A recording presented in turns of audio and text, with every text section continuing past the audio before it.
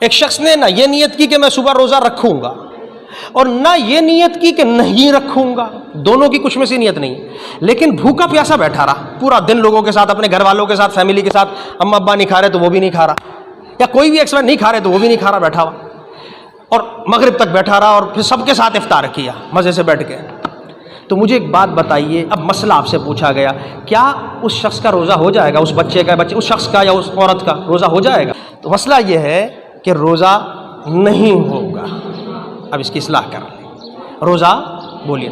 کیوں نہیں ہوگا؟ دیکھیے اسی لیے میں نے قانون سمجھاتا ہوں، میں مسائل کم، میں قانون اگر آپ سمجھتے ہیں نا اس سے آپ خود مسائل نکالیں گے۔ قانون ہم نے یہ سمجھا تھا کہ نیت دل کے ارادے کا نام ہے، اور اس شخص نے تو ارادہ ہی نہ، وہ یہ ارادہ کر رہا کہ رکھوں گا، نہ یہ ارادہ کر رہا کہ نہیں رکھوں گا، بس خالی بھوکا پیاسا بیٹھا